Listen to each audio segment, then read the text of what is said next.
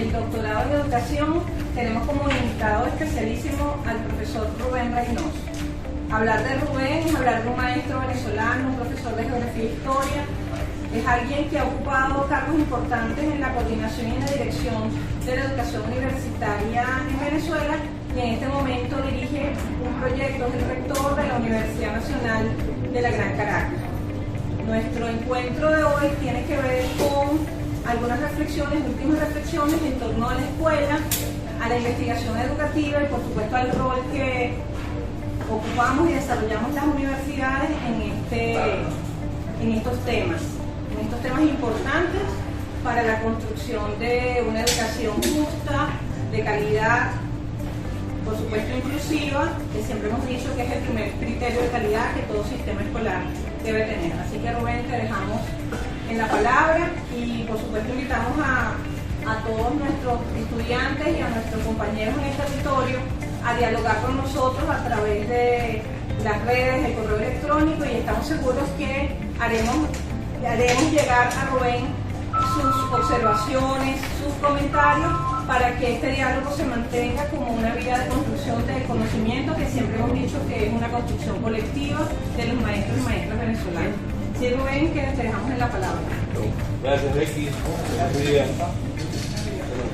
Un compromiso ahí muy grande, porque hablar con maestros siempre es un problema, sobre todo cuando no ha sido maestro toda la vida. Yo voy a empezar contando una anécdota. Cuando yo tenía como 10 años, mi papá tuvo un accidente de tránsito. Estuvo hospitalizado mucho tiempo, y entonces parte de la recuperación era que tenía que bajar la Guaira bueno, echarse arena en los pies y tal. Entonces mi papá tenía una obsesión con nosotros por la geografía. Mi papá era semianalfabeto, lo que sea, era leer y escribir nada más. Y entonces siempre nos compraba mapas. Entonces yo un día bajando para la Guaira, digo a mi papá, papá, ¿por qué si en el mapa de Venezuela la Guaira está arriba y Caracas está abajo? Porque cuando vamos para la Guaira bajamos, cuando venimos subiendo. Eso se lo pregunté a mi papá por ahí entrando en el túnel largo de Oquemón. Cuando íbamos bajando por el segundo túnel, mi papá se me quedó en el... Yo no sé esa vaina, pero para eso te tengo estudiando, para que aprendas. Después se lo pregunté a mi maestra de quinto grado, que se llama Graciela Cohen. Me dio una explicación ahí, y después en el pedagógico, cuando la profesora Taborda, supe cuál era la respuesta. Por supuesto, si en esa época hubiese habido internet, a lo mejor yo hubiese buscado y eso era la respuesta. Yo creo que esos dos extremos son el dilema de la escuela venezolana y de la educación y la investigación educativa. Nosotros desarrollamos un proyecto educativo que tenía como eje la inclusión. O sea, el comandante Chávez pasó de decir, dijo en el libro azul una cosa que yo creo que es fundamental reivindicar, que creo que hay que leerla con detenimiento. Incluso yo varias veces le he leído, bueno, no me repente que yo varias veces le haya leído, pero varias veces le he leído y no había sentido la profundidad de eso, hasta que leí un libro de un argentino que se llama Simón Rodríguez, el maestro innovador, donde cuenta la anécdota de dónde viene la cosa de inventar los carros.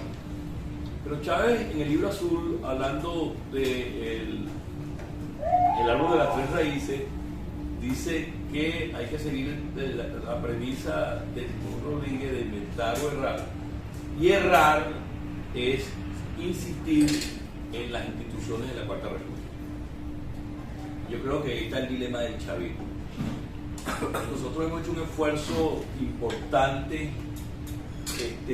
por cambiar la educación venezolana, pero 20 años y pico después habría que preguntarse cuánto la hemos cambiado. ¿Cuánto? Cualquier pregunta que uno se haga en materia educativa, y eso vale, ojo, eso vale para la educación básica, para inicial y para bachillerato, y para posgrado, para doctorado, para la universidad. O sea, no me estoy excluyendo de este rol. De hecho, si voy a dar algunos errores, básicamente han sido errores míos cuando estaba en puesto de dirección en materia educativa. No, la gente no he visto sensibilidades que tan flores que... Pero después de 20 y pico de años en el poder, nosotros tenemos que preguntarnos hasta dónde nosotros hemos cambiado la educación en este país. Hicimos una ley orgánica de educación. O sea, hasta dónde esa ley orgánica de educación ha penetrado la escuela venezolana. ¿Hasta dónde? ¿Hasta dónde ha penetrado la educación universitaria? O sea, nosotros podríamos contar con los dedos de la mano las innovaciones que hemos hecho. En educación universitaria y educación básica.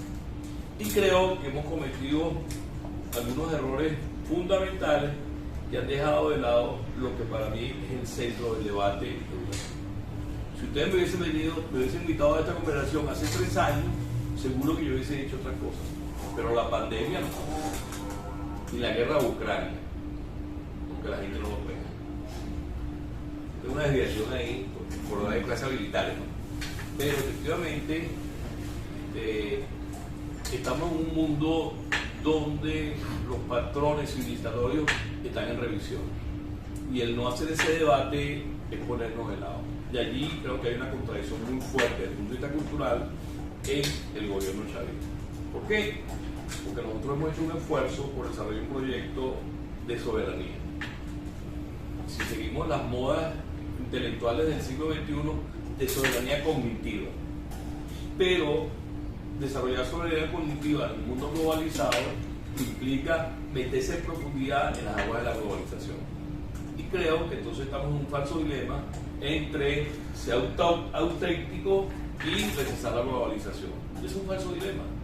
Porque cuando un pemón prende un celular y se mete en internet, está en comunidad pro. O está interferido o penetrado por la comunidad global. Entonces, ¿es éticamente lícito dejarlo allí en aras de preservar su identidad cultural? ¿O darle las herramientas para que él pueda enfrentar esa realidad? Creo que es un dilema que tenemos. Los que venimos de un barrio sabemos lo que significa eso. En el sentido de que, bueno, ¿qué vamos a hacer con nuestra gente de origen popular? Le damos herramientas para que confronte la globalización o bajo un supuesto de idea equivocada de soberanía cognitiva los ponemos en una ignorancia del mundo global, donde además van a entrar de la peor manera. Como decía Foucault, vemos el amor por el sexo. Hay un texto que el año pasado ganó el premio del libro más vendido en Francia, 40.000 ejemplares. Se llama Apocalipsis Cognitivo. Un libro que un poco, el subtítulo del libro es cómo Internet controla nuestro cerebro. Y bueno, y la parte más lapidaria del libro son las estadísticas de cuánta pornografía ve la gente, ¿no? Entonces, en un mundo donde la gente está mediada por un desarrollo de esa naturaleza, ¿cuál es la escuela que requerimos? O sea, ¿cuál es el equilibrio entre una escuela que responda a los intereses nacionales y a los intereses globales? O sea, ¿cuál es ese equilibrio? Y eso no es un debate solo de los maestros. Además, es un debate de los maestros, de los políticos. Y yo tengo la percepción de que el gobierno venezolano y la oposición venezolana están desfasados en ese debate. ¿Por qué? Porque están muy atrapados en el debate cotidiano. O sea, que si la escuela no tiene pupitre, que si los profesores son malos, que si los muchachos están desnutridos, cosas todas que son importantes, que no estoy dejando de lado, pero que se convierten en insuficientes cuando la magnitud de los desafíos y de los retos son muy grandes. El último documento de la UNESCO, que se llama Educación un bien común, ¿no?, dice que uno de los peligros de la humanidad es la identidad. Entonces, bueno, porque usted tiene que ver con el proyecto transnacional de la UNESCO. Ahora, ¿cuál es la respuesta de Venezuela? Entonces, nosotros creemos que pensar la escuela significa meternos en ese debate, meternos en profundidad, y preparar una propuesta que nos permita relanzar el proyecto educativo.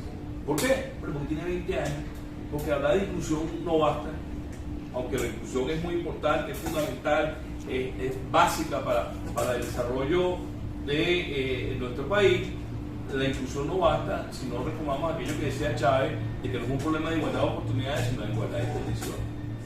Y bueno, yo quiero empezar a hablar de las condiciones. Entonces, yo voy a dividir mi exposición como en tres partes. Una primera parte que tiene que ver con el contexto.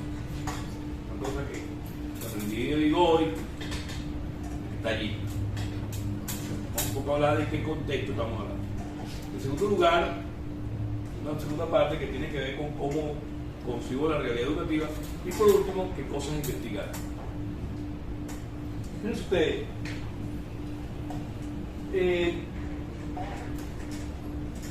Estoy leyendo ahorita un autor que me lo recomendó por cierto Luis Bonilla, que se llama Franco Bifo Berardi, un tipo que viene de los grupos de Negri, tipo marxista, como artista europeo. Y el tipo, bueno, tiene varios libros, realmente el tipo escribe, es apasionante leer. Entonces tiene un último libro que se llama El Tercer Inconsciente. Lo llevo por la mitad. Pero esta mañana estaba leyendo el capítulo 6 y entonces el capítulo 6 me movió la cabeza porque el tipo hace una crítica ontológica, política y física al concepto de libertad. Para decir que la libertad, que en la primera constitución donde sale en sus documentos fundadores de los Estados Unidos, fue el argumento que utilizó el humanismo para esclavizar al sector. Entonces hace una crítica de la voluntad y señala que el problema ontológico de la libertad es que la libertad está asociada a la potencia. O sea, somos libres porque tenemos libre albedrío. Y el libre albedrío se mueve por la voluntad. Y la voluntad al final es la potencia que tú tienes para transformar. Y Maquiavelo retoma ese concepto cuando dice el concepto de política. Pero en América Latina lo retoma Severman cuando el libro Necesidad y Potencia, para hablar de la construcción potencial, del desarrollo del proyecto histórico. Pero la hipótesis de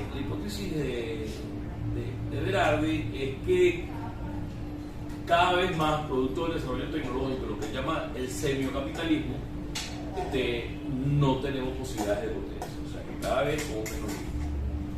Y si lo vemos desde el punto de vista político, podemos ver el drama de las democracias europeas, que a pesar de que los candidatos presentan un proyecto político, al final del ejercicio de la práctica política se traduce en los proyectos que la clase dominante pone, al mundo financiero. En segundo lugar, un problema sumamente grave, cada vez más estamos en una economía mundial que la riqueza se produce por bienes intangibles. O sea, cada vez más el peso de la economía real en el desarrollo de la sociedad es menor. Lo que hace que las personas que trabajan a partir o que hacen uso de intensivo de la fuerza de trabajo, por ejemplo, los maestros, ¿no?, son víctimas de un conjunto de decisiones que no están bajo su control. Ustedes me dirán, bueno, pero se ha sido toda la vida en la sociedad de clase, estos que dirigen y otros que son dirigidos, sí, pero como nunca las posibilidades de control de la sociedad son mayores. Eso que decía George Orwell en 1984, todo el mundo lo pensaba para el comunismo, pero el gran hermano ahorita está en el capitalismo. Y está en el capitalismo porque, bueno, porque la Big Data se ha convertido en una herramienta de control masivo de la gente. O sea, la posibilidad de la opinión libre, vamos a ponerle comillas para este tipo de cosas, cada vez es menor. Y cada vez es menor porque los algoritmos construyen fórmulas para que la gente no tenga el libre opinión. Entonces, ante una sociedad de esas características, pero además este texto fotolítica cognitivo parte de dos premisas que a mí me parecen atractivísimas. En primer lugar, dice que la revolución neolítica es el momento en que el hombre liberó el cerebro, tiempo útil de la utilización del cerebro, porque tuvo capacidad de control de algunos espacios de la naturaleza. O sea, cuando se produce el desarrollo de la agricultura, la gente pudo pensar más. Y esa pensar más le permitió desarrollar todas las innovaciones que continuaron. Por cierto, que el libro Odisea Espacial 2001 empieza con una metáfora de ese tipo, porque llega un ovni, y ese ovni pone a un homónimo a tirar una piedra a otro, y entonces uno le da un palo al otro y empieza la civilización.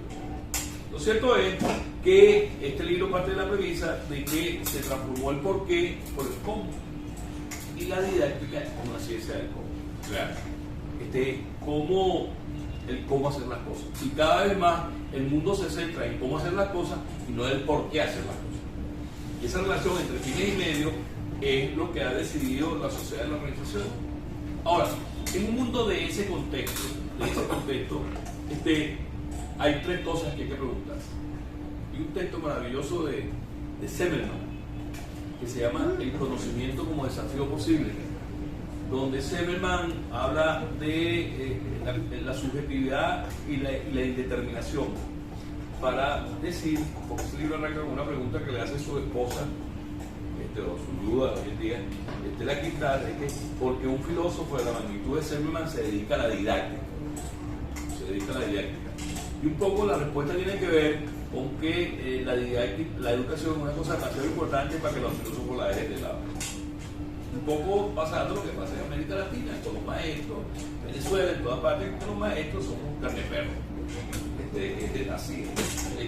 Yo siempre he dicho, yo digo siempre en la conferencia, yo voy a ser feliz el día que el día del maestro se celebre en Miraflores, como se celebra el día del periodista. Vamos a empezar a pensar en un país serio. Entonces yo lo digo de todos lados. No me traigo ninguna consecuencia hasta ahora. Aunque primero que me comente la sensibilidad, tenga algunas consecuencias, pero es así.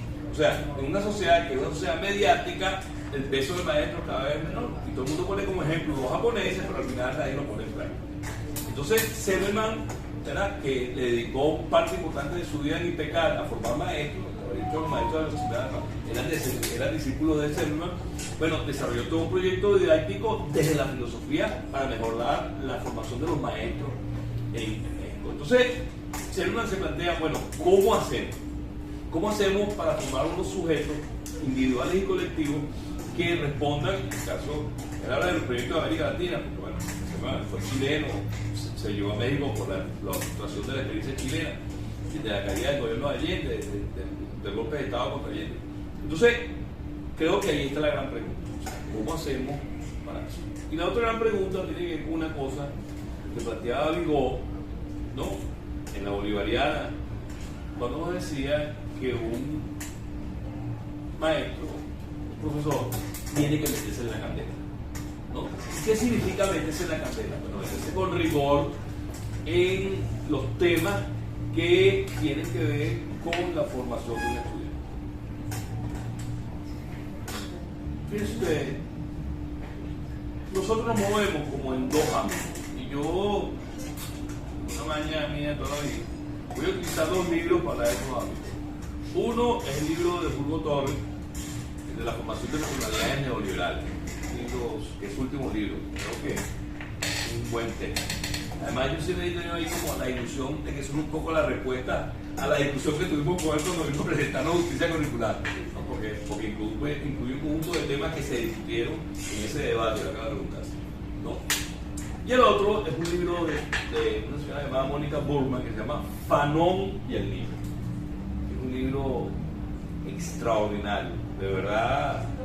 Yo que soy un fanático de Fanon y me leo todos sus libros, no había visto esa arista que trabaja Mónica Burman, que tiene que ver con toda una orientación que desarrolla Fanon con respecto a qué hacer con el niño. Es una conexión entre el pensamiento de Fanon, de Freire, ¿no? Y todo lo que es una visión de no los decoloniales, sino los postcoloniales de la India con respecto a él. Entonces, fíjense usted. Burgo habla de que la personalidad neoliberal tiene 4 homos. En primer lugar, el homo económico, o sea, somos lo que tenemos. Cosa que no es nueva, cosa que planteaba Eric Fromm en Cero Tener. O sea, pero la sociedad neoliberal fundamentalmente apunta al desarrollo de un individuo que es cuantificado desde el punto de vista de su tenencia. Y entonces la escala social cada vez más está determinada por el tener. Entonces mira, bueno, eso siempre ha pasado, pero nunca en la vida había pasado lo que está pasando ahora. Es que ahora hay un mecanismo de interconexión global que pone como imaginario de la vida lo que tú nunca vas a poder tener, aunque sueñes en ello permanentemente. El ejemplo de eso es el canal y la revista Hola. La reina llegó en un Rolls Royce con incrustaciones de oro, traía un vestido de pedrería donde tenía diamantes, rubíes. Entonces la gente sabe, ¡ay, qué bello! Entonces la gente siempre está en el imaginario. Entonces ustedes, Venevisión tiene ahorita una canción muy pegada que se llama Venezuela es Bella. Una canción bonita. Y desde el punto de vista de eso que se llama la filosofía soft, podría ser una cosa inocua. Ay, qué bonita la canción. Ahora, ¿qué evoca Venezuela es Bella? Es mi Venezuela. La Venezuela de la Cuarta República. La Venezuela que se conocía por la reina. ¿No? Entonces, ¿por qué? Porque el capitalismo tiene dos cosas que son importantes. Primero, que la capacidad de configuración. Y en segundo lugar, como esa gran capacidad de configuración genera un imaginario que en última instancia nos pone en una aspiración social que no tiene nada que ver con nuestra realidad. Y todos los que ven aquí lo saben, como es un doctorado, investiguenlo, vean los resultados de la encuesta que hizo Héctor Rodríguez cuando era y cuál era el imaginario de maestra que los niños venezolanos querían. Y verán el peso de Venevisión en el imaginario venezolano. Pero más allá de una anécdota, cuando estábamos en Ciencia y Tecnología, nosotros hicimos una investigación para ver qué veía la gente en los infocentros. Y lo que más veía era la página de Venezuela. Entonces, esa ilusión que decía Internet, que Internet nos iba a acercar al conocimiento, bueno, el conocimiento que tú te acercas es que tú conoces. La gente veía Venevisión y veía Mi Venezuela, y obviamente cuando iba para Internet veía la página de Internet. Entonces, ese homo económico tiene que ver con eso, con un hombre que está mediado por los intereses del capitalismo. Y con la ilusión de que ese capitalismo lo va a liberar. El segundo homo tiene que ver con el homo consumer, que es una cosa que es terrible. Que tiene que ver con el consumismo, el problema del consumismo como fenómeno. Pero en el caso de Europa es una tragedia. Hay un libro de Bauman que se llama Vida desperdiciada, donde Bauman demuestra cómo los jóvenes europeos están endeudados de por vida, porque en Europa, cuando usted cumple 18 años, le mandan la tarjeta de crédito sin permiso de sus padres. Bueno, usted le una tarjeta de crédito de 18 años, la de palilla, y entonces, bueno, terminan endeudados de por vida. Entonces, como un mundo que está mediado por el consumismo y que es concomitante con el otro, porque tiene que ver con todo el problema de la libertad individual como mecanismo para la capacidad de consumir y de eso. El tercero es el homo debitor, que tiene que ver con lo que acabo de señalar. Bueno, todos estamos endeudados. Una de las pocas ventajas que tenemos en la crisis nuestra es que estamos endeudados, pero no con los bancos, porque los bancos no dan préstamos. Entonces, estamos endeudados con el primo, con el amigo, con el hermano, ¿no? Pero efectivamente eso ha generado un efecto en la economía venezolana, porque hay una economía real que opera. Yo ya he escuchado al presidente de Guinea-Bissau, y entonces nos ofreció un conjunto de cosas que todavía estamos produciendo nosotros, porque una de las cosas buenas de la crisis económica es que hemos hecho producción agrícola que antes no teníamos. O sea, en la época de mayor escasez nos mantuvimos fue con los vegetales que estábamos produciendo. Entonces, pero tiene que ver con cómo el capitalismo desarrolla un mecanismo inorgánico de funcionamiento que hace que las finanzas sean las que rijan la vida, y entonces todos estamos endeudados. Y por último, habla del homo numérico, o sea, somos números en la base de datos, en la Big Data. Y esa base de datos rige nuestras vidas. Entonces, eso conforma una personalidad neoliberal. Bueno, Curdo propone para eso una formación, claro, lo está haciendo desde España, que sea descolonial y anticolonial. Yo ahí vengo de regreso. Yo creo que es una formación que sea soberana, que nos ayuda a desarrollar soberanía cognitiva.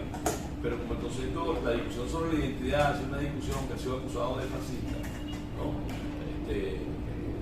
Una de las cosas que está haciendo el neofascismo es apelar al nacionalismo como mecanismo de identidad. Entonces allí uno tiene que revisar cómo hace, pero en el caso de los que somos marxistas de hace años, recuerden la discusión que se dio sobre la cuestión nacional en la situación internacional y lo que significó eso en el desarrollo de la lucha por el socialismo. Entonces ahí hay un nudo de gordiano que tenemos que decir.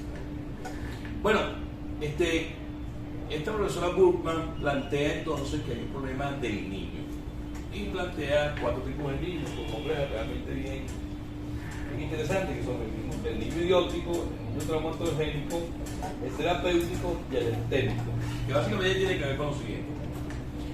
El niño idiótico sería un poco el niño que es derivado de la educación bancaria que plantea Pablo Freire. Pero en el caso de los países coloniales, tiene que ver con un niño que además tiene la carga del racismo. La carga del racismo. Piel negra y bajas blancas, que es donde sale toda esta reflexión de Burkman, tiene que ver con lo que significa negro en Francia, ¿no? Y lo que significó una persona que siendo esa como psiquiatra de Francia toma la decisión política de meterse en el movimiento de liberación, que haya sido negro, mucho más. Yo pido perdón a los afrodescendientes. Esa palabra no me gusta negro porque afrodescendientes somos todos. Creo que el verdadero racismo está allí, pero bueno, ¿cómo hacemos? Así es la vida, se puso de moda. Entonces me gusta hablar de negro. Me identifico como negro además. Entonces, Trudeau dice que la revolución haitiana fue una revolución imposible, impensada y un no evento. Yo creo lo mismo para la revolución bolivariana. Es decir, nosotros decidimos hacer una revolución en el momento en que habíamos hablado del fin de la historia, la caída del muro de Berlín y el capitalismo reinando el planeta. Yo quiero recordarles, sobre todo que tenemos más allá, cómo cuando Chávez empezó a caminar por el mundo diciendo las cosas que decía, la gente decía, los periódicos, el Nacional, el Universal, ese loco que anda solo. Bueno, la primera reunión internacional que fue Chávez, ¿no? Y cómo Chávez fue pasito a pasito, ¿no? Cabalgando. Eso fue lo que y Gruber ahora, que después definen que la rueda de tres raíces, que definen la constituyente, que definen el cambio de timón, que definen todas las cosas que Chávez hizo. O sea, Chávez podía hablar de 1000 temas, pero tenía una línea de continuidad que tenía que ver con la independencia y la soberanía, y la soberanía pasaba por un modelo de subjetividad en el campo educativo que apuntara al desarrollo de un venezolano que fuera consustancial con un proyecto de país potencia. ¿No? Que tiene que ver con el debate que hicimos antes que Chávez se fuera, que fue el debate del plan de la patria. ¿Ok? Que el plan de la patria era atravesado por una contradicción, para decirlo de una vez. Y voy a dedicar a la parte educativa. ¿Por qué? Porque ¿cómo hicimos el plan de la patria? Bueno, Chávez se va, trae escrito para el Consejo de Ministros en máquina los proyectos. Bueno, Chávez sabía que se iba a morir, o sabía que tenía la posibilidad de morirse cerca. Y Chávez escribe los objetivos históricos, porque si usted lee el plan de la patria con respecto a los otros objetivos, es un plan que desde el punto de vista del horizonte temporal cambia el horizonte temporal. Bueno, cambia el horizonte temporal. Son estos 5 objetivos históricos. ¿Y qué es una cosa histórica? Una cosa que llega a las generaciones futuras. Y si tú lo estás viendo en términos retrospectivos, es una cosa que llega hasta ti. Entonces, el plan de la patria cambia los objetivos, pero la estructura del plan es lo que la burocracia hacía. Bueno, Becky y yo nos tocó escribir la parte de educación universitaria, bueno, escribimos con otra gente, pero nos tocó nuestra pedacito que estábamos en el ministerio en ese entonces. Entonces, al final el plan tiene un hueco, para decir no tiene una carnea, no tiene una alianza entre lo que se plantea como objetivo de largo plazo y lo que se plantea como instrumentación. Y yo creo que esa es la segunda gran contradicción. Una es el problema de subjetividad y el otro es que hay un ritmo entre la tensión que Chávez le ponía a la política pública en términos de gran aspiración, eso que llaman los teóricos del liderazgo, el sentido de urgencia, y lo que la máquina burocrática termina haciendo. Ojo, no como una traición, como dicen, no, sino que tiene que ver que una cosa tiene unos ritmos y la otra tiene otros. Entonces, ¿cómo hacemos para acercar esos ritmos? ¿Cómo hacemos para acercarlo? ¿Cómo hacemos para acercar los ritmos entre la gran aspiración y efectivamente lo que el aparato sigue haciendo? Y yo creo que hay un problema serio en el caso del Ministerio de Educación y en el caso del Ministerio de Educación Universitaria. Y es que no hay una política pública que parta de la escuela, la atraviesa, la considera, la rodea, se le acerca, pero no tiene como centro la escuela. Yo creo que es un problema grave de perspectiva. Y pasa lo mismo en las universidades. En las universidades es peor, porque como somos autónomos, cada quien hace lo que le da la gana. Y entonces eso genera, y lo que estoy proponiendo genera una contradicción, para decirlo una vez, porque la uniformidad es contraria a la diversidad. Y tú no puedes hacer una universidad igualita en Oriente y en los Andes. O sea, es una cosa que tienes que meter en. Pero entonces, y a mí el ejemplo, el error de origen está en la Ley Orgánica de Educación. Se dedica un artículo a la escuela escolar. Y entonces, seguimos teniendo un sistema escolar que es macrocefálico, un ministerio grandote que piensa todo y un cuerpo raquítico que lo ejecuta. ¿Por qué es raquítico? Es culturalmente muy débil. Es culturalmente muy débil. ¿Por qué? Porque nosotros no dejamos que los maestros crezcan, y las maestras, posiblemente las maestras, porque son mujeres que crezcan. Y el problema, y yo creo que una política educativa tiene que ver con que nosotros le demos poder real a los maestros. Y ese tiene que ver con poder de varios tipos. Pero no tiene nada de poder económico, ¿no? Está pensando en la clase, en cómo le va a comprar el cuaderno al hijo, pero eso es un rollo. Yo entiendo que estamos en crisis económica, que bueno, que no es real y tal y que sí, bueno, pero si no es real, que todos demostremos que no es real.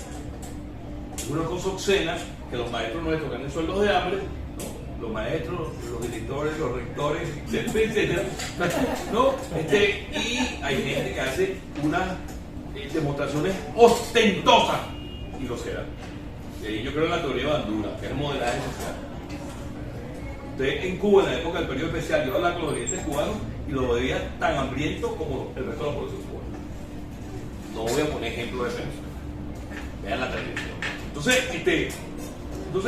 eso hay que resolver. Ese es el primer poder. En segundo lugar, los maestros hay que desarrollar lo que yo denomino una estructura paralela de aprendizaje, en el sentido de que tenemos que construir una estructura que nos permita, y creo que la UNED es una posibilidad extraordinaria, no porque esté aquí, y no porque la idea de que es amiga mía, sino porque creo que es una extraordinaria oportunidad, porque además era uno de los sueños que teníamos, de construir una estructura paralela que le dé poder a los maestros. ¿Qué poder, aparte del económico, que no depende de los reales? Ojalá, me trabaja para acá.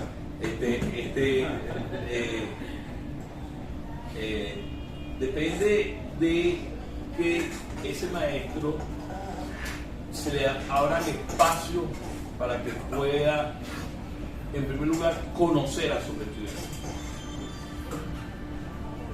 Y eso no puede ser un hecho empírico, o sea, en el sentido de que, bueno, no conocer a los alumnos, por supuesto, los maestros nos convertimos en una persona. A mí alguien me pregunta, yo tengo 30 años que dejé de trabajar como maestro de bachillerato, pero a mí alguien me pregunta de Cumbrecrumu y yo le puedo dar detalles de la familia de Cumbrecrumu. Entonces 12 años dándole clase a la familia de Cumbrecrumu. Detalles, mira, la familia tal, y este es primo de y este tuvo este hijo y tal. ¿Por qué? Porque uno termina conociendo, sobre todo si trabaja en una comunidad pequeña, al entorno de... Pero no está hablando de ese conocimiento, que es muy importante. Estoy hablando del otro. Nosotros ahorita en la UNECA, una cuñita, nosotros la semana que viene en la UNECA vamos a aplicar 3 encuestas. Además para darle respuesta a la católica. Y creo que debe ser el ministerio y no una universidad nada más. Una norma de la pedagogía de que el mundo es mundo. Si usted estudia acompañado y estudia más tiempo, tiene más éxito, más probabilidades de éxito. Entonces, el problema de los dos fenómenos, pero además estos chamos que están entrando ahorita a la universidad son hijos de la pandemia. O sea, son chamos que no tuvieron maestro por 2 años. Entonces tú tienes que solucionar el problema de lo que fue su ciclo diversificado. Eso lo vas a solucionar. Ahora, eso yo creo que lo debe haber hecho el ministerio, no solamente la UNECA, ¿no? Que tenía que ver, por cierto, que Miranda la vamos a hacer, los profesores de las universidades pidieron la encuesta que nosotros diseñamos para hacer en toda Miranda. Para dar un poco de respuesta políticamente a lo que dijo la católica. Porque yo no creo que encuentre la católica. Así la haga, no sé. ¿Por qué? Bueno, porque un tipo que tiene 20 años diciendo que este país se va a acabar, o sea, si los resultados son verdaderos, tienen un sesgo que tú, pues. Entonces, un poco para darle respuesta a eso y se la vamos a entregar al grupo que tiene el gobernador de Miranda, para un poco ver qué cosas tenemos en bachillerato. Porque además vamos allá como propuesta al Ministerio de Educación para que la hagamos en todo el país. Tenemos que saber exactamente con certeza qué está pasando en nuestras escuelas. ¿Por qué? Bueno, porque tenemos que producir un plan remedial para atender eso. Que deben ser muy malos los resultados, porque así son los resultados en el mundo. O sea, acaba de salir un libro, estoy leyendo ahorita, que se llama Políticas y Prácticas Educativas, que es un libro colectivo donde están, no es una copia, pero es un libro inspirado cuando Trump ganó las elecciones, los puntos intelectuales de izquierda, escribió un libro que se llama El Gran Retroceso, para hablar un poco del peligro que significaba Trump. Este libro tiene el mismo sentido, pero son intelectuales de izquierda, o sea, escribe Andy McCrae, Peter McLaren, primeros aquí están, esta intelectual nueva brasileña que está proponiendo un modelo de escuela, que dice que es la gran seguidora de Freire. Okay. Y entonces ahí dice Peter McLaren en ese libro dice una cosa que es absolutamente cierta, dice, bueno, los resultados de la escuela norteamericana, el libro es del 2022, y bueno, el libro, ese artículo es reciente porque McLaren habla ahí de la invasión ucrania y tal, y entonces, lo digo así porque así lo dice McLaren, no porque yo crea que es una invasión, pero eso es un tema. Entonces, McLaren dice, saca una cifra de la educación norteamericana en este momento y demuestra cómo, bueno, los índices están por el suelo. Bueno, ¿por qué? Bueno, porque los chavos están acostumbrados a estudiar presencialmente, se va a trabajar virtual.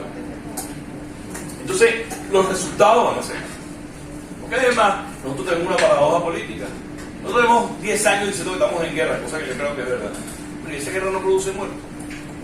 Lo que los produce. Los muertos son los resultados escolares. Y la gente que se fue. O sea, esos son los muertos de la guerra. Entonces nosotros podemos un discurso esquizoide, ¿no? Decir que estamos en guerra, pero este país es el país más feliz del mundo, todo es chévere, una maravilla, ¿no?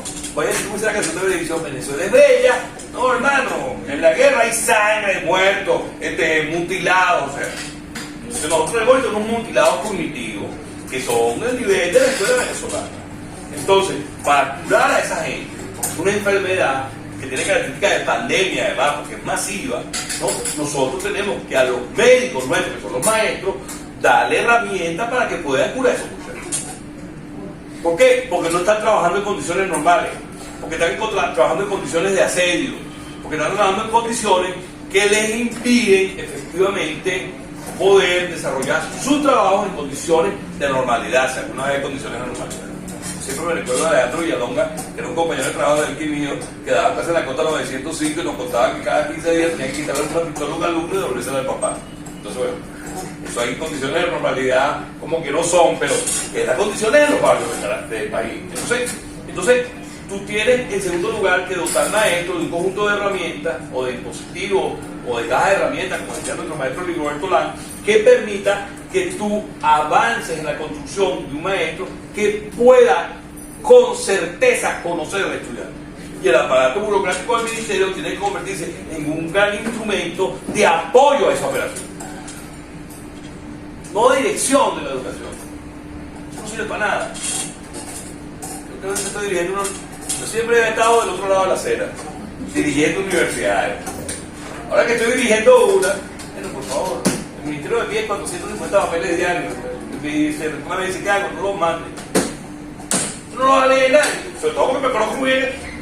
Yo trabajé en ese ministerio cuando había 100 empleados, ahorita hay 15. Tengo que leer los papeles que le mandan 80 universidades, eso no es verdad. Entonces, por supuesto, ¿qué tiene que hacer a mi modo de la burocracia? Apoyar a los maestros en su labor de conocer a sus estudiantes, de conocerlos. Después veremos qué le va a dar, pero en primer lugar de conocerlos y conocerlos en profundidad. Por eso es que yo estoy proponiendo un sitio, estoy proponiendo en Miranda, que nosotros tenemos que enriquecer la escuela. Me gusta la palabra, por hemos seguido otro. ¿Qué significa enriquecer la escuela? Que la escuela no puede seguir siendo un espacio de monopolio de los maestros y las maestras.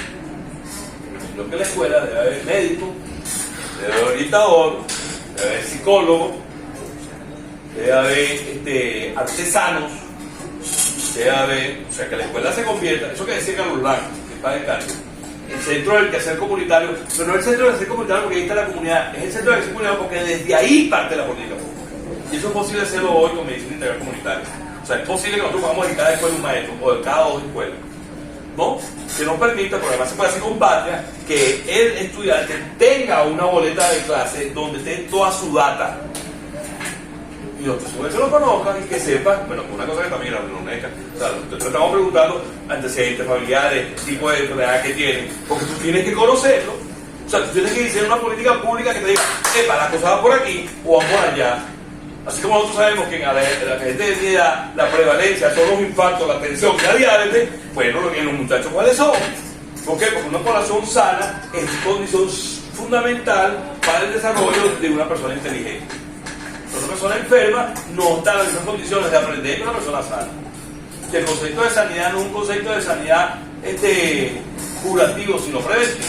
Entonces, el aparato escolar, a mi modo de ver, tiene que tener un apoyo del ministerio para que la gente conozca bien. Entonces, bueno, el sistema de información gerencial, todo lo que hay que hacer para que la gente pueda efectivamente conocer al estudiante. Conocerlo con precisión. ¿Por qué? Pero eso que dice el ministro popular, el futuro de la patria, así de sencillo. Y eso, cualquier esfuerzo ahí no es pequeño. Eso es más importante que rescatarme de eso. Más importante. ¿Por qué? Porque tiene que ver con la posibilidad de que una sociedad, o sea, ¿por qué los gringos? Yo voy a dar un dato, bueno, que son los datos que manejamos en el IAS. Cuando Chávez llegó al poder, había 5 personas encargadas de Venezuela en el aparato de Estado, en el departamento de Estado. En el momento que Estados Unidos invade Irak, había 900 expertos en el Departamento de Estado estudiando Irak. Desde hace mucho tiempo hay 2.000 estudiando Venezuela. O sea que la inteligencia norteamericana, parte de la inteligencia está pensando, esa es la palabra acá, cómo jodernos. Entonces, nosotros, pues entonces, las cosas que están pasando tienen que ver con esa operación. Yo con eso no estoy diciendo que nosotros no digamos culpables o que no tengamos responsabilidad en algunas cosas, pero esa operación nos abrió una tronera. Tiene que con la gente que se fue, nosotros no tenemos especialistas médicos. O sea, nosotros tenemos ahorita un hueco en la universidad, porque una cosa es chiquita, una universidad que es pequeñita, 17 estudiantes. Nos faltan 50 profesores de informática. ¿Por qué? Bueno, porque la gente en informática, que es el trabajo más competitivo, los que se fueron no van a volver, compañeros. Entonces nosotros tenemos que efectivamente hacer una operación que nos permita que los problemas derivados del asedio, atenderlos.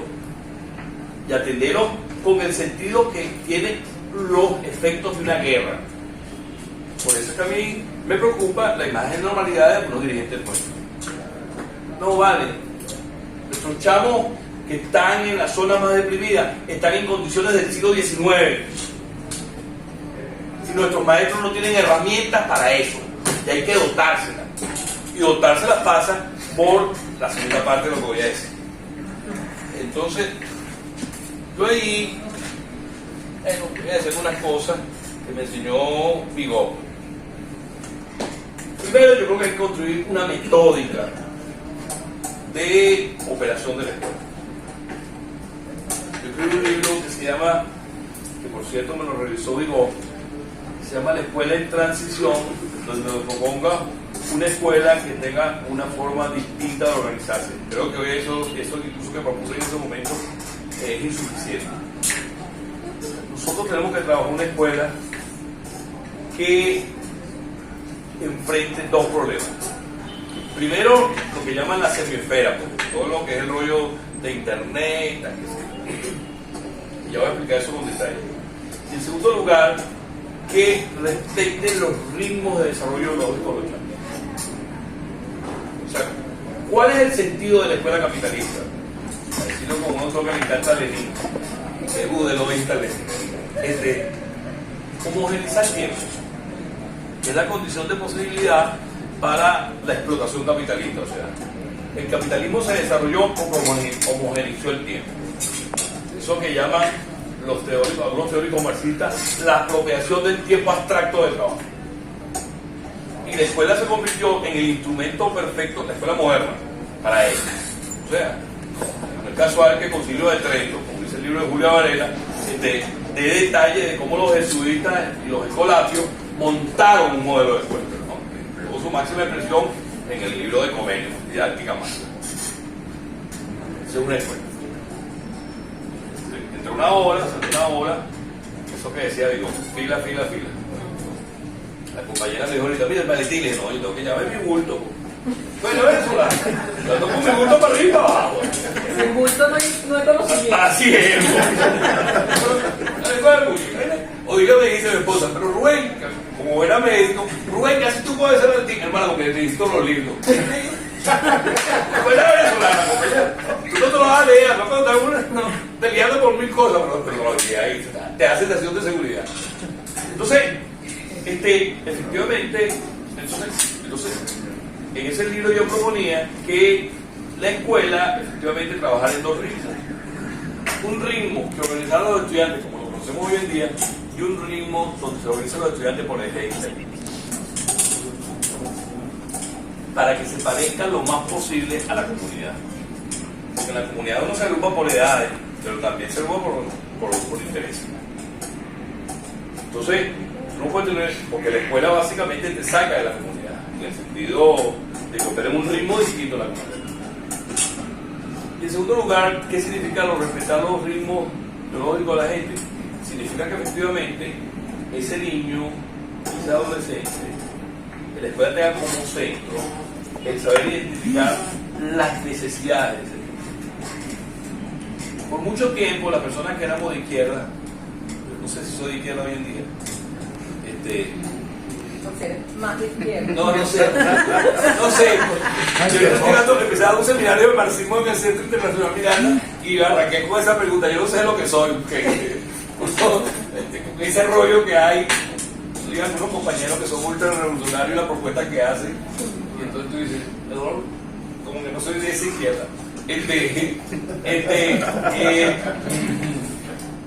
Fíjense ustedes, creo que nosotros por mucho tiempo estuvimos en contra del psicologismo, pero ciertamente hay fenómenos que están pasando en el mundo actual que requieren una atención del Estado. Hay un autor que a mí me fascina que se llama Robert Dani Dufour, de un libro que se llama El arte de reducir las cabezas, que básicamente trabaja una hipótesis que es terrible, porque la trabajan otros, trabaja Richard Cati, que trabaja este tipo Berardi, cada vez más se está trabajando, hay proyectos de muchísima inversión en el mundo en eso, los chinos lo están trabajando en profundidad, que es el problema de la psicosis colectiva del siglo XX. Eso que llaman los psicoanalistas los nuevos siglos. Bulimia, anorexia, violencia escolar y drogadicción, ¿no? Y eso no es un tema menor. Eso no es un tema menor, y es un tema que está derivado de lo que algunos autores llaman, o un autor llama en particular, la formación de cretinos digital, ¿okay? Que tiene que ver con los efectos no esperados del uso intensivo de la tecnología. La Asociación de Pediatras de Canadá, Israel, Estados Unidos y otro país, por lo cual saca una alerta diciendo: alerta, las 12 razones por las cuales un niño menor de 12 años no debe usar smartphone, ¿no? Un poco para dar cuenta de lo que significa que un niño esté sometido a el bombardeo de imágenes desde pequeño, ¿no? Que tiene que ver con lo que Piaget, estoy viendo educador, no me voy a decir en eso, pero que tiene que ver con lo que Piaget estudió, con la forma como uno adquiere el lenguaje. Entonces, eso produce una alteración en la psique humana, y eso es una epidemia mundial. El proyecto Cerebro en Europa cuesta más de 5 millones de euros, y en Estados Unidos más de 10. Claro, en el caso de esos países tiene otro interés, que es controlar el cerebro, que es lo que denuncia Stulin en el libro de Estado y todo. Pero ciertamente nosotros tenemos que atacarlo. ¿Por qué? Porque es un problema que está allí, ¿no? Está allí. Y la solución es más sencilla de lo que uno cree, porque todos los autores que atacan ese tema hablan de, incluso con corrientes psicológicas distintas. Hay una autora llamada, Turkel, que es profesora del MIT, que es considerada la gran experta en Estados Unidos en ese tema, y ella tiene dos libros. Uno se llama Estamos conectados pero solos, y otro se llama En defensa de la conversación, que es un libro extraordinario además, donde la señora demuestra una cosa que la sociedad norteamericana es víctima, que cómo el smartphone contribuye a incrementar la falta de empatía de los jóvenes, el aumento y el incremento de la violencia norteamericana. Y ahí dice que hay unas cosas de base que tiene que ver, pero con las armas. Y este señor de Apocalipsis Colectivo también lo dice, y es tipo que habla del libro de PowerPoint como formación de estudios, que por cierto, ese libro lo utilizo yo como libro texto en el IAS, porque los grandes críticos del PowerPoint, como José Armani, son el alto mando militar norteamericano, que dice que la causa de la guerra, de pérdida de la guerra de Estados Unidos, tiene que ver mucho con que los tipos son unos imbéciles. Ese es un mismo, la confesión de parte.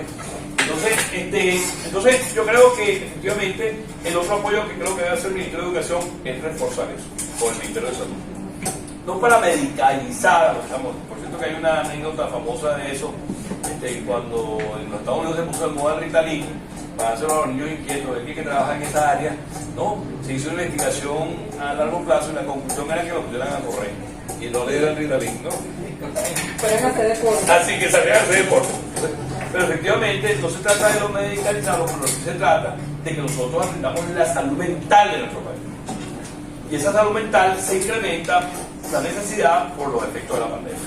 Que la gente no lo ha evaluado, pero todos sabemos los efectos terribles que ha producido el COVID en la salud venezolana. Terrible, o sea, es una cosa que está ahí latente, pero que todos lo sabemos. O sea, todas las personas que tuvimos COVID nos quedó una patología. Algunos en el corazón, otros nos convertimos en diabéticos, otros tienen problemas en el páncreas, otros tienen problemas en el hígado, porque el COVID no es un virus viral. Es una cosa mucho más perversa, porque además ataca la parte del cuerpo que está más débil. Y eso, después que tú te curas, entre comillas, del virus como tal, al final eso metamorfiza. Pero como dice Boaventura en un libro que se llama El futuro nos alcanza, que es un libro sobre la pandemia, y lo dice este tipo Berardi en su libro sobre el tercer inconsciente, que también es un libro sobre la pandemia, ese virus va a mutar. Y vamos a tener otra pandemia dentro del mundo, de otra característica.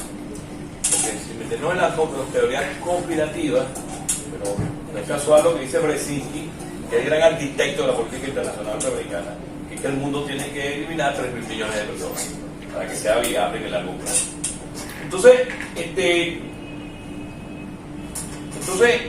creo que un segundo aspecto para nuestros docentes tiene que ver con eso, en cómo construir un soporte por parte del ministerio que a nuestros maestros le dé capacidad de desarrollar. Y ahí entra una cosa de orden teórico.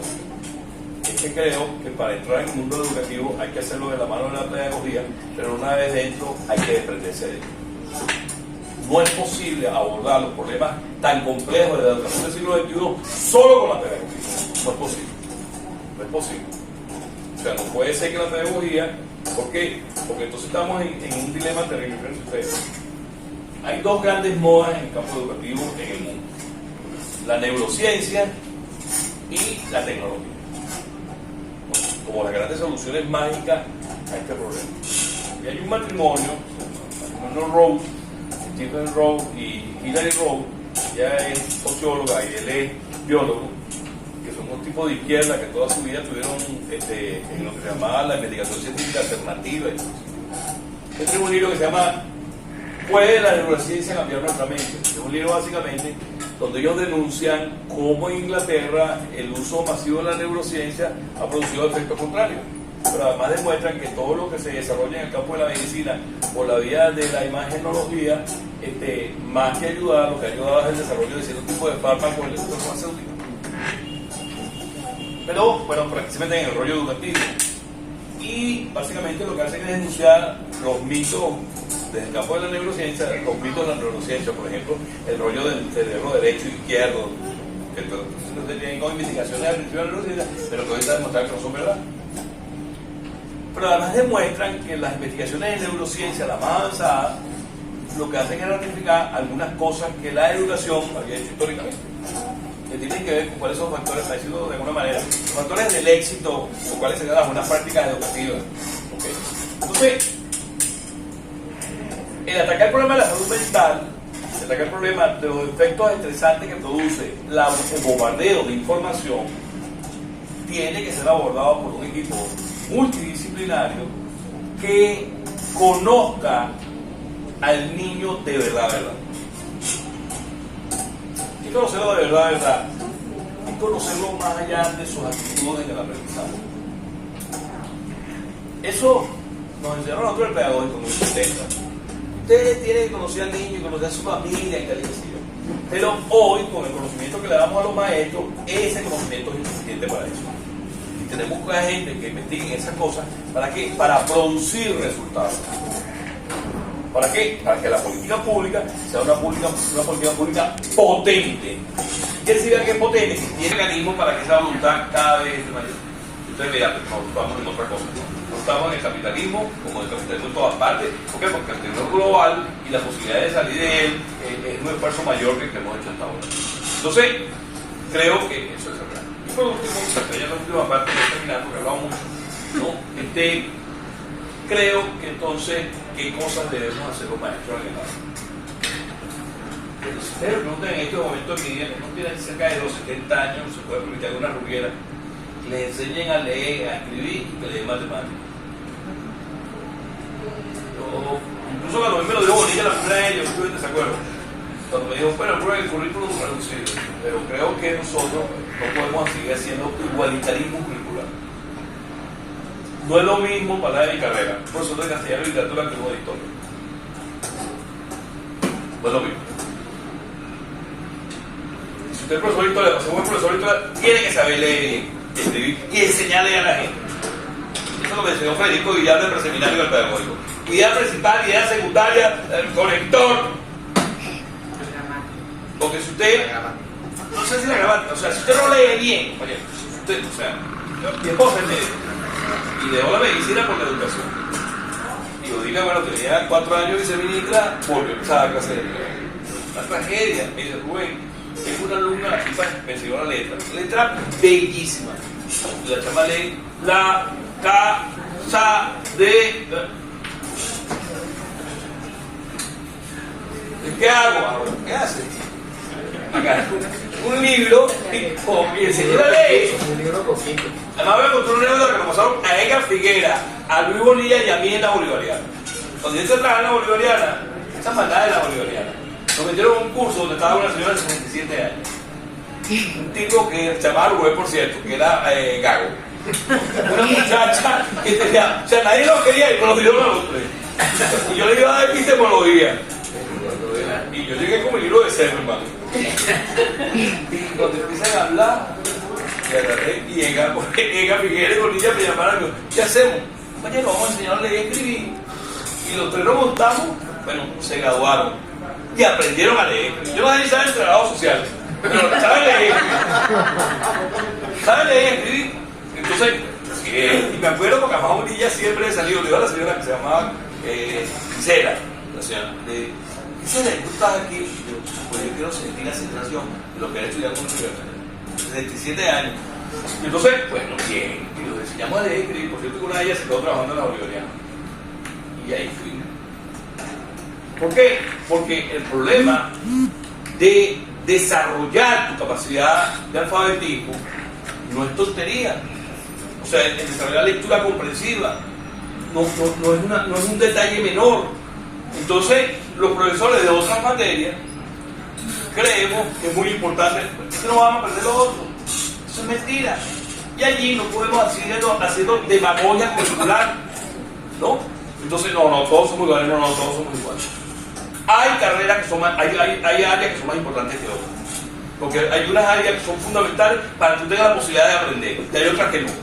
Entonces, tienes que aprender. Y si das las otras, las das en la posibilidad de aprender. Mire, yo trabajé en un colegio, bueno, un colegio rico y al final las condiciones estaban dadas. Pero nosotros, cuando empezaron los exámenes de Oxford, en ese colegio decidimos, pero la mitad no entraron. Hicimos un plan para que todo el mundo entrara.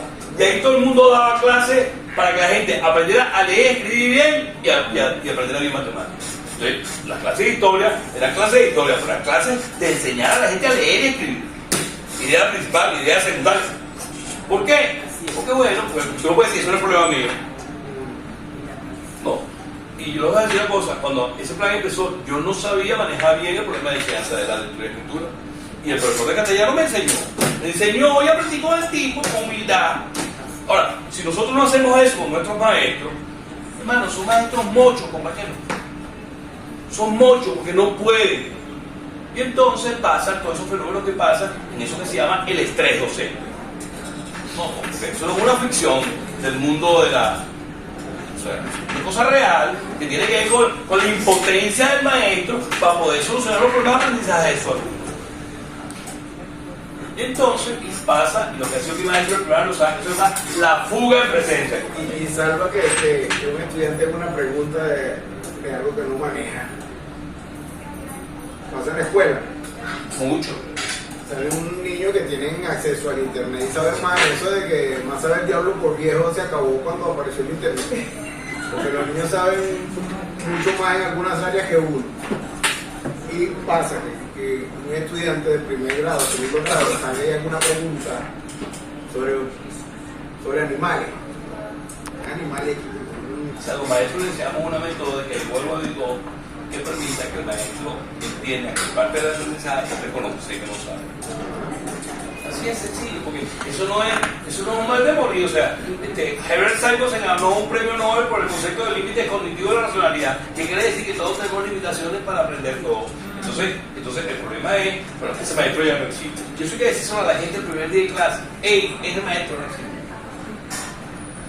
Y que el maestro va a la aula a aprender con sus muchachos, porque él trae un conocimiento. Claro. Pero además, a mí me gusta mucho contar una anécdota del profesor que me dio a mi lengua y literatura en el pedagógico.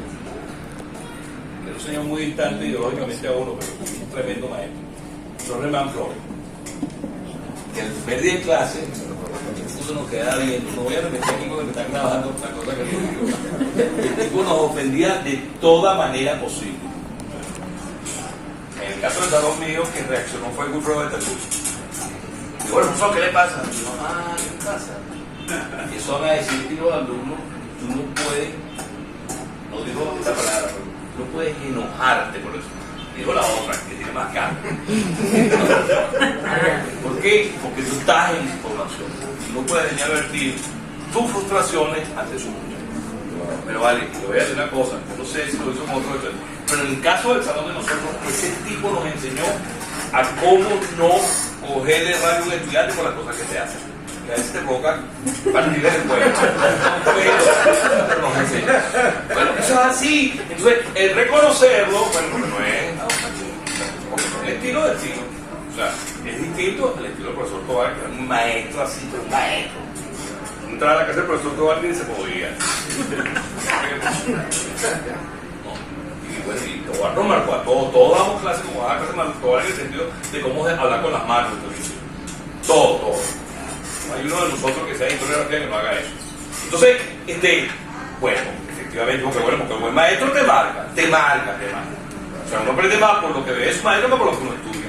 Entonces, eso tiene que el Estado venezolano soportar. O sea, nosotros no podemos seguir todos los días inventando la rueda. Cada vez que llega un ministro nuevo, esto no es crítica a ningún ministro, es un problema de una práctica burocrática. Empieza, bueno, la historia empieza a mover. Entonces, todos los días, no es terrible, porque al final los esfuerzos que en educación requieren tiempo, porque tú no cambias una práctica social de un día para otro y la docencia es fundamentalmente una praxis, bueno, entonces no se ven los resultados. Entonces hay que sentarse con los dirigentes políticos y decir, hermano, time. Okay, vamos a lograr esto en un año, esto en 5, esto en 10. ¿No? Porque si no, es muy difícil. Fíjense ustedes, y en ella hay una buena noticia. Esto es una discusión en el gobierno, con el alto mando político, donde este tema se discutió con seriedad. Se tomaron unas medidas y parece que van a hacer una propuesta. Lo tienen que hacer, o sea, nosotros tenemos 22 años en el gobierno y el concepto de inclusión es insuficiente. Y pasó la pandemia, viene una guerra, olvídense. Pase lo que pase, se va a producir una guerra. Los teóricos de la economía norteamericana saben que tienen que enfrentar a China. ¿Por qué? Porque producir un iPad en China vale un tercio de lo que vale en Estados Unidos. Y el año que viene China pasa a dirigir el Fondo Monetario Internacional. Y los gringos, déjense el documento, no me lo crean, la década definitiva, ¿no? Donde los gringos dicen que vamos por ello. Porque hay unos locos en Estados Unidos que creen que pueden ganar la Tercera Guerra Mundial. Cosa que advierte el libro Guerra Sucia hace 8 años. Entonces, y Trump va por ello. Entonces esto no es una expresión catastrofista, es un poco que nosotros vamos al mundo que estamos viviendo. Creo que entonces ese mundo tenemos que suavizarlo a nuestros maestros en el sentido de que debe haber todo el apoyo a los maestros, todo. No es esa política demagógica que hizo Arturo Luis Cárdenas de la dignidad del maestro, no. O sea, el maestro tiene que ser digno, pero Chávez habló de la dignidad para toda la sociedad venezolana. Tiene que ver con que la política educativa tiene que dar un giro. Y menos centrarse en la burocracia y más centrarse en las personas. Y en este caso las personas es la maestra. ¿Por qué? Porque el maestro es el intermediario entre el Estado y el estudiante. Gracias. ¿Por qué? Porque tú estás en información. No puedes ni vertir tus frustraciones ante su mundo. Bueno, vale, y le voy a decir una cosa, no sé si lo hizo con otro, pero en el caso del salón de nosotros, ese tipo nos enseñó a cómo no cogerle rayo a un estudiante por las cosas que se hacen. Que a veces te provoca partirle del cuello. Pero nos enseña. Bueno, eso es así. Entonces, el reconocerlo, bueno, no es estado, porque son estilo de estilo. O sea, es distinto al estilo del profesor Tobar, que era un maestro así, pero un maestro. Entraba a la casa del profesor Tobar y se movía. Y bueno, y Tobar nos marcó a todos. Todos damos clases, como daba clases Tobar en el sentido de cómo hablar con las manos. Todo. No hay uno de nosotros que sea historiografía que no haga eso. Entonces, bueno, efectivamente, porque un buen maestro te marca. O sea, uno aprende más por lo que ve de su maestro que por lo que uno estudia. Entonces, eso tiene que el Estado venezolano soportarlo. O sea, nosotros no podemos seguir todos los días inventando la rueda. Cada vez que llega un ministro nuevo, esto no le critica a ningún ministro, es un problema de una práctica burocrática. Empieza, bueno, la historia empieza con él. Entonces, todos los días, esto es terrible, porque al final los esfuerzos que en educación requieren tiempo, porque tú no cambias una práctica social de un día para otro y la docencia es fundamentalmente una praxis, bueno, entonces no se ven los resultados. Entonces hay que sentarse con nuestros dirigentes políticos y decir, hermano, time. Okay, vamos a lograr esto en un año, esto en 5, esto en 10. ¿No? Porque si no, es muy difícil. Fíjense ustedes, y en ella hay una buena noticia. Esto es una discusión en el gobierno, con el alto mando político, donde este tema se discutió con seriedad. Se tomaron unas medidas y parece que van a hacer una propuesta.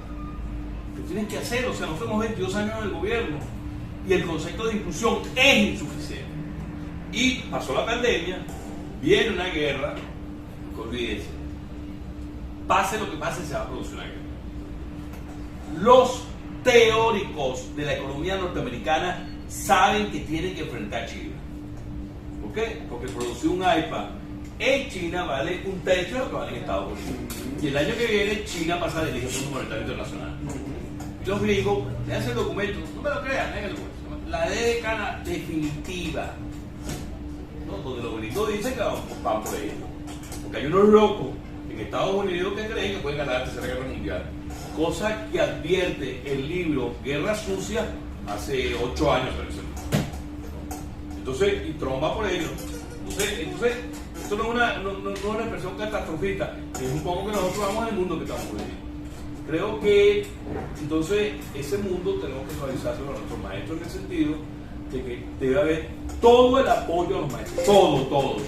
No es esa política demagógica que hizo Arturo Luis Cárdenas de la dignidad del maestro, no. O sea, el maestro tiene que ser digno, pero usted habló de la dignidad para toda la sociedad venezolana.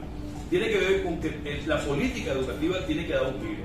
Y menos centrarse en la burocracia y más centrarse en las personas. Y en este caso las personas es la maestra. ¿Por qué? Porque el maestro es el intermediario entre el Estado y el estudiante. Gracias.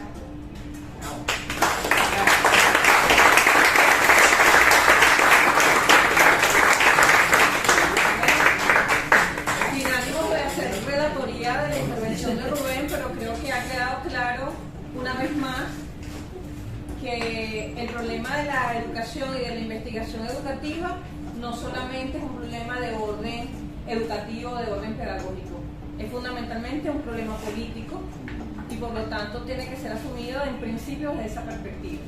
Quiero resaltar también la centralidad que la escuela, como la institución, digamos, más importante de un sistema escolar, tiene para la investigación educativa y tiene para este nuevo reto que asumen nuestros estudiantes de doctorado, que creo que pronto vamos a dar resultados, profesor Rubén, lo invitaremos a compartirlo con nosotros.